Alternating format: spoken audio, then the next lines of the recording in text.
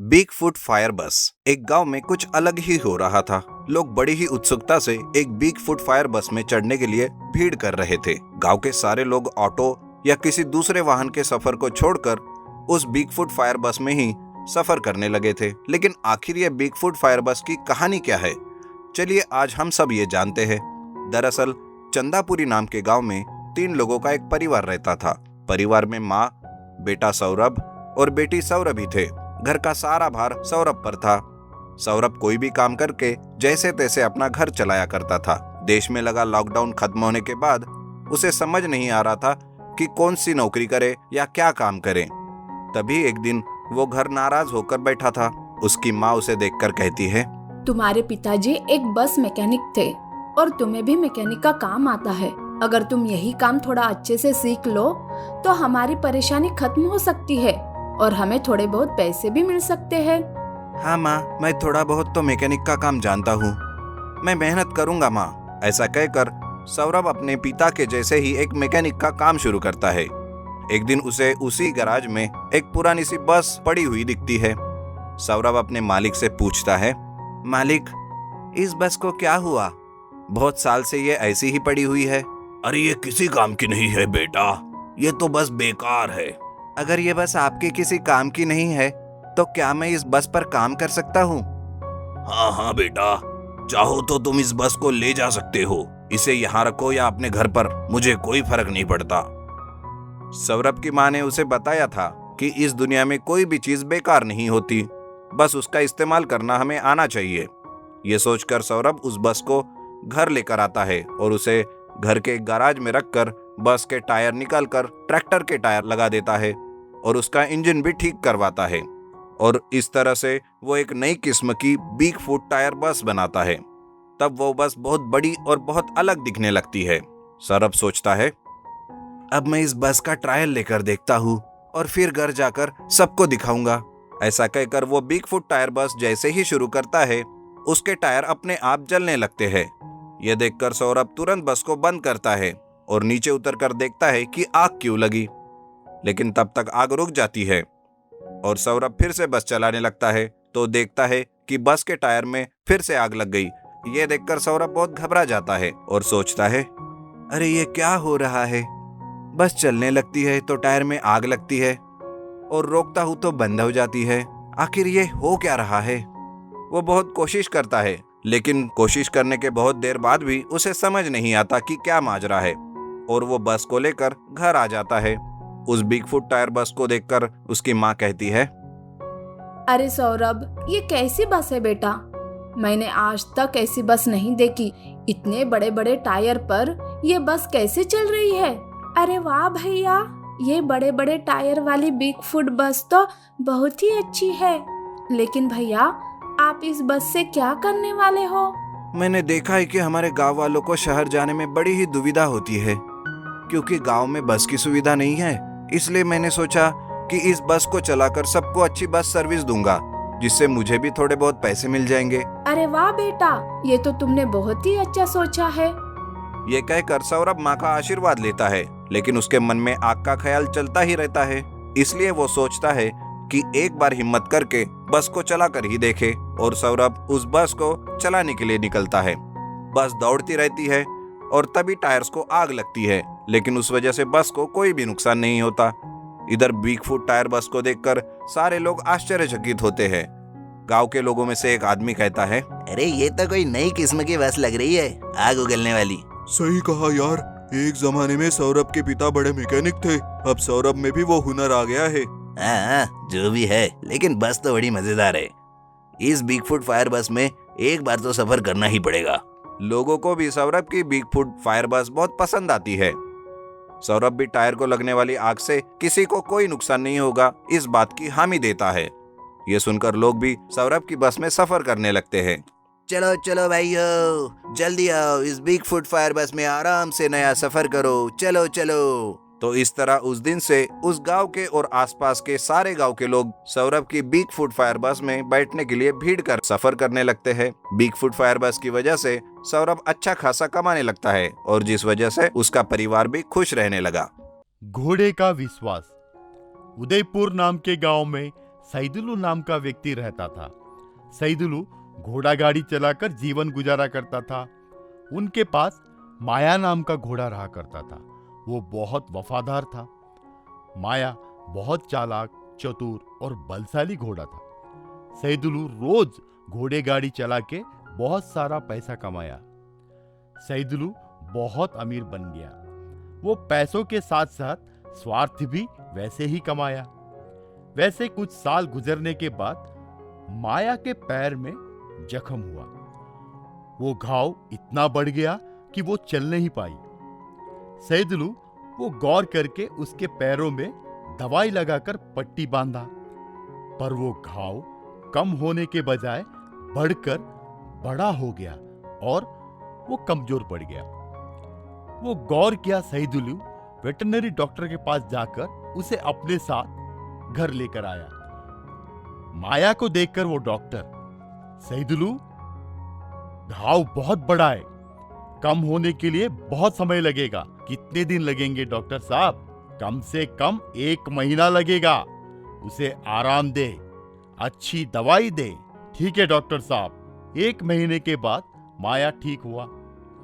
एक दिन माया को गाड़ी लगा के जब आगे बढ़ने की कोशिश की तो वो नीचे गिरी। सईदुलू रात भर सोचकर माया को बेचने का फैसला किया। अगले दिन वो माया को लेकर मेले में गया। एक व्यापारी सईदुलू के पास आकर, कितने में बेचोगे? 10,000 में बेचेंगे साहब। बहुत ज्यादा बोल रहे हो। 8,000 रुपए दूंगा। देगा क्या? ठीक है कहा। व्यापारी पैसे देकर घोड़े को लेकर गया। वो पैसे लेकर जंगल के रास्ते की ओर जाने लगा। सईदुलू जाते समय एक गांव के पास दलदल में फंस गया। सईदुलू के पास जो पैसे थे उसी दलदल में गिर गए। सईदुलू भयभीत होकर बचाइए बचाइए कहकर चिल्लाने लगा। उसी जंगल में और एक रास्ते में जा रहा था व्यापारी, और उसके साथ माया भी था, और उसे सईदुलू की आवाज सुनाई दी। माया अपने मालिक सईदुलू की आवाज को पहचान कर व्यापारी के चंगुल से निकलकर भागते हुए सईदुलू के पास आया। वहां पे माया को देखकर सईदुलू आश्चर्य हो गया और उसे देखकर बचाओ बचाओ कहकर चिल्लाया। तब माया ने अपने पास रहा पेड़ की शाखा को मुंह से निकालकर उस शाखा को दलदल में फंसा सईदुलू के ओर दिया। उस शाखा को पकड़कर सईदुलू दलदल में से बाहर निकला। माया खुशी खुशी झूमने लगा। सईदुलू अपने किए पे शर्माया। उतने में माया को खरीदा व्यापारी भागते हुए वहां पे आया। तो सईदुलू तुरंत उस व्यापारी से, मैं आपको दुगना रकम दूंगा। वो माया को उस व्यापारी से छुड़ाया और अपने घर लेकर गया। तब से सईदुलू माया को ठीक से देखभाल किया और माया खुशी खुशी वहां पे रहने लगा। Honest bus driver. उदयगिरी शहर में मुकेश नाम का एक आदमी हीरे का व्यापार कर रहा था। भुवनगिरी शहर में मुकेश का छोटा भाई मुकुल भी हीरे का व्यापार ही कर रहा था।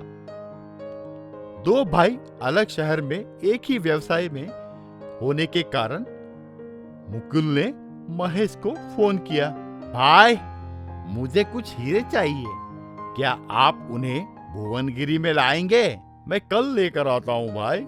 अगले दिन मुकेश हीरे को लेकर एक कार में भुवनगिरी को रवाना हुआ।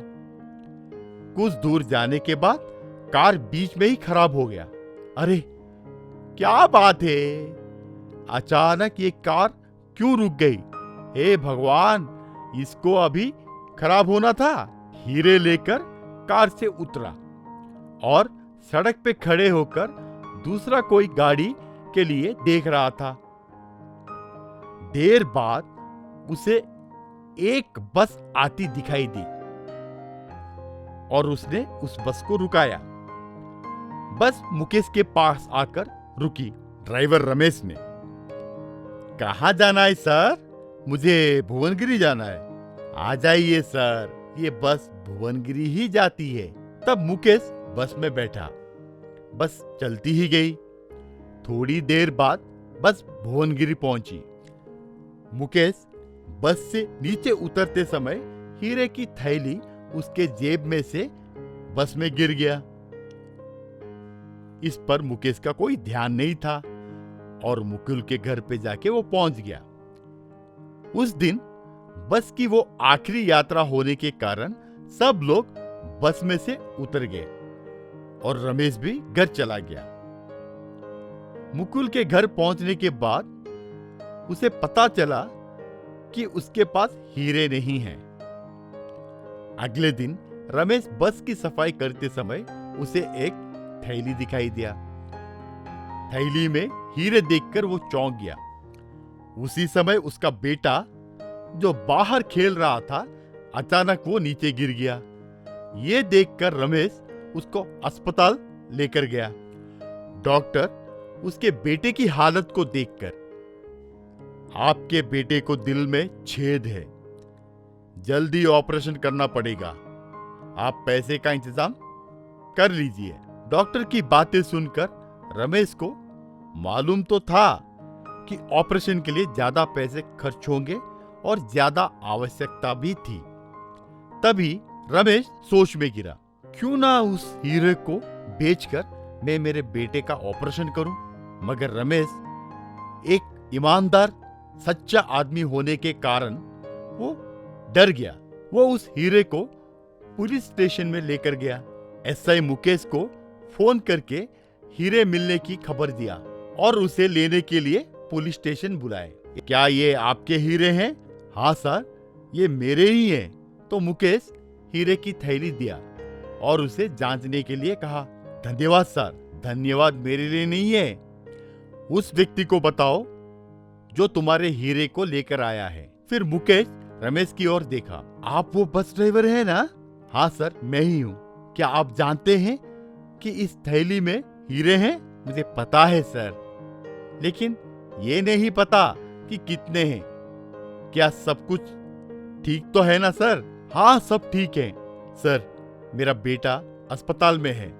अगर आप मुझे अनुमति देंगे तो मैं जाना चाहूंगा। मुकेश ये जानते हुए कि रमेश का बेटा अस्पताल में है और उसे चिकित्सा के लिए रमेश को एक हीरा दिया। रमेश वो हीरा बेचकर आए पैसों से वो अपने बेटे का ऑपरेशन किया और वो एक बस से कई बसें खरीदने के स्तर पर पहुंच गया। रमेश की ईमानदारी के कारण न केवल उसके बेटे को ऑपरेशन हुआ, बल्कि उसका अपना व्यापार भी बढ़ गया।